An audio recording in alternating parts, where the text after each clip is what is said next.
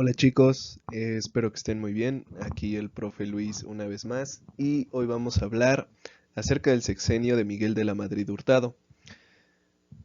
¿Se acuerdan que en la clase anterior, el video anterior, les dije que cuando algo empezaba mal, por lo general terminaba mal? Bueno, con Miguel de la Madrid Hurtado, pues cuando recibes algo mal, difícilmente vas a sacar algo bien. Ahora, este presidente es muy importante en la consolidación de una nueva política económica en México. Y aquí es cuando ¡pip!, se me borra la sonrisa y hablamos acerca de la política privatizadora, la política neoliberal. Aquí es cuando inician básicamente su fundamento los tecnócratas en México.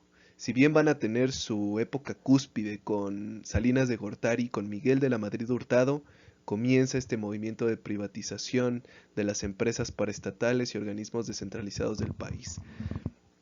La opción es buena, ya que pues eran empresas poco productivas, bastante caras, ineficaces, ineficientes, pero a lo mejor la medida no era la correcta. Eso lo vamos a analizar más adelante, chicos. Empezamos. La biografía. Miguel de la Madrid Hurtado, al igual que José López Portillo, trae un peso histórico muy fuerte, ya que muchos de sus familiares con anterioridad fueron políticos prominentes, generales importantes dentro de la revolución, empresarios de gran capital en el estado de Colima.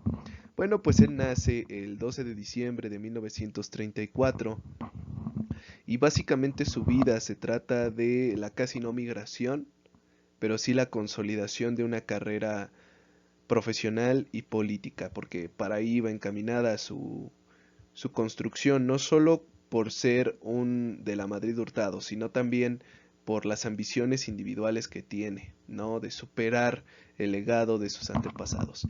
Ingresa a la Facultad de Derecho de la UNAM y obviamente obtiene la licencia de abogado. Posteriormente, en 1964, se le otorga una beca para cursar un año en la maestría de Administración Pública en la Universidad de Harvard. Por eso les digo que aquí comienza el proceso de tecnócrata o, el, o los tecnócratas en México, porque son aquellos políticos que fueron a Estados Unidos a estudiar y que traen impregnadas las políticas de privatización, de libre competencia, de apertura económica, pero que desafortunadamente no son políticos que hayan vivido en la austeridad del pueblo mexicano, no son políticos que entendieran en su contexto total la mexicanidad, ¿no? Son de estos políticos de este sector muy pequeño beneficiado por algunas políticas públicas. Pero bueno, en 1963 se da de alta como militante del Partido Revolucionario Institucional. Antes, si querías tener éxito políticamente hablando, pues no había otra opción más que darte de alta en el PRI y tener un padrino, ¿no? Ese padrino para Miguel de la Madrid Hurtado, pues conocemos su nombre, José López Portillo. En 1979 se le otorga la Secretaría de Programación y Presupuesto. Es aquí cuando él empieza a desarrollar esa conducta de austeridad y buena administración del presupuesto público. Aparte, pues de que vivía una época junto con José López Portillo, pues bastante. ¿Qué es esta época? Ustedes ya lo analizaron, chicos, ya lo vimos en el video anterior, pues el decrecimiento económico de México, endeudamiento con respecto a los bancos y el exterior, también la nacionalización de la banca, etcétera. Son conjuntos de acontecimientos y coyunturas económicas que permiten una nueva programación en el proyecto de construcción nacional. Bueno, pues ya dada esta introducción en su biografía, este apartado del inicio del tecnócrata, este apartado de la buena administración, este apartado de apostarle por políticas públicas más abiertas, se van a ver evidenciadas cuando logra vencer en las elecciones del 4 de julio de 1982 como candidato presidencial al Partido Revolucionario Institucional, es decir, se convierte en presidente. Hablemos entonces de su fuerte, pero también de su débil. Recuerden que la mayor debilidad, pues también llega a ser la mayor fortaleza en muchas ocasiones. Inicia con la apertura económica, como les dije. empieza con la desregulación y descentralización, o así como la privatización de empresas estatales. Imagínense, durante su administración el número de empresas paraestatales se redujo de 1.155 a 413. Chicos, esto se debe a dos cosas. Primero, porque la privatización era urgente, ya que la política del Estado benefactor, la política de las empresas controladas por el Estado no estaba siendo en ningún momento beneficiosa para el país, y mucho menos eran eficaces. La solución que encuentra Miguel de la Madrid Hurtado, privatizando el sector de empresas paraestatales, pudo haber sido buena, chicos. Desafortunadamente, cuando esas empresas no van a las manos adecuadas, se sigue el mismo proceso. Solo se cambió de traje, pero siguió siendo la misma persona. Es decir, esta privatización de empresas fue a dar a manos de empresarios, amigos, compadres, conocidos de los políticos mexicanos. Por eso es que fracasa la privatización, por eso es que fracasa el neoliberalismo, porque no se da a los empresarios más eficaces, más eficientes, se da a los empresarios que tuvieron el capital en ese momento, la relación política en ese momento para obtener el puesto. Ahora, se alcanzó durante su sexenio la devaluación del peso en un 3100%. Eso quiere decir que el peso estaba súper devaluado. Recuerden que el valor de una moneda es el valor de la economía de un país. Por consiguiente, la economía de nuestro país estaba por los suelos. La década de los 80 es la peor época económica de nuestro país en cuestión de crecimiento económico. Imagínense qué tan mal estaba que el crecimiento del Producto Interno Bruto era de menos 3.5. Menos 3.5. Ahora, para que todo esto pudiera funcionar, aplica un plan de austeridad en el gasto. Reduce el aparato burocrático, reduce las empresas paraestatales con la finalidad de aligerar los gastos que tenía el gobierno y realizar con mayor eficacia las inversiones que hacía este. O sea, no da al 100% la privatización, pero sí empieza con ella. Hablemos de su política pública. Bueno, pues emprende la renovación moral de la sociedad. El México de 1980 es un México sumido en la corrupción, en la pobreza, en la desigualdad social, en las injusticias, en la impunidad. Y esto se logra observar porque cargos tan importantes como el jefe de la seguridad o el jefe de la policía del Distrito Federal, el Negro Durazo, pues estaba impune después de que se le había corroborado y comprobado sus actos de corrupción, de nepotismo, de ineptitud, pero también de delincuencia organizada en la Ciudad de México. De hecho, el Negro Durazo pues, era el que organizaba a los que robaban y secuestraban, pues le daban una tajada, chicos.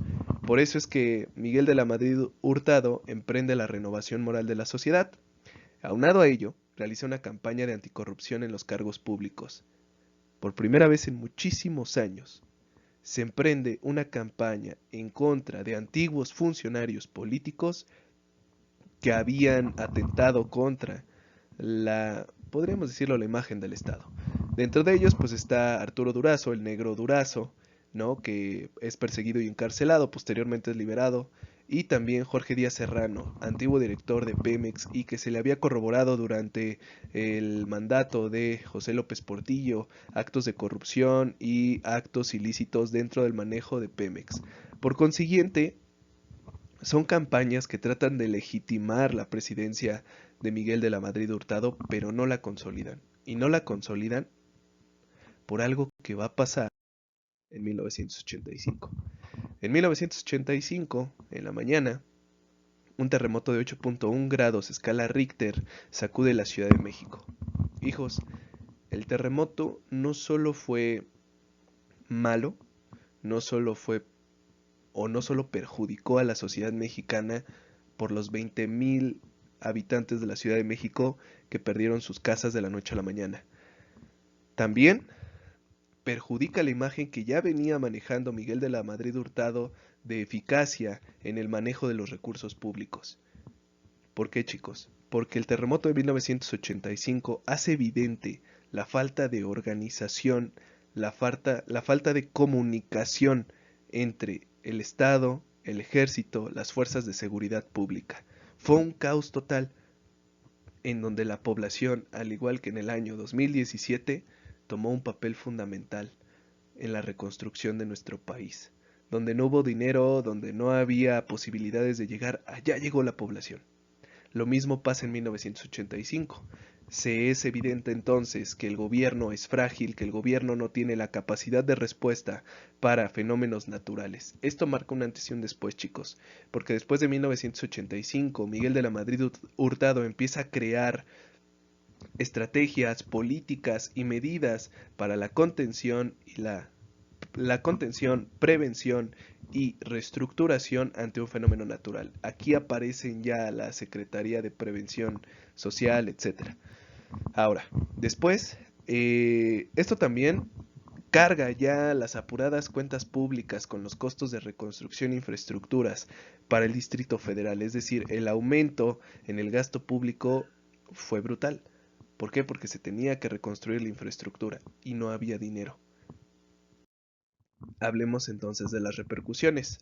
El año de 1987 es esencial para entender cómo termina Miguel de la Madrid Hurtado. Si bien es un presidente con buenas intenciones, sus prácticas no son buenas. No porque él no quisiera, tal vez porque las personas que estaban alrededor de él o sus allegados no quisieron llevarlas a cabo como debían. Bueno, pues llega una buena noticia para Miguel de la Madrid Hurtado. En 1987 se recupera el precio del barril después de haber estado a la baja, a la alta, a la baja, a la alta, y llega a su valor histórico de reservas de 15.000 millones de dólares. Es decir, era el capital que tenía México para ese entonces. Desafortunadamente, el 18 de noviembre, a través de una mala jugada que se da tanto en Wall Street como en la Bolsa Mexicana de Valores, se devalúa el peso un 55%, se libera el tipo de cambio con respecto al dólar y el peso llegó a su mínimo más grande, chicos. Un dólar valía 2.278 pesos. Es decir, nuestra economía estaba 2.278 unidades atrás de la economía norteamericana. No estábamos ni en vías de desarrollo y se dio el lujo México de hacer un mundial.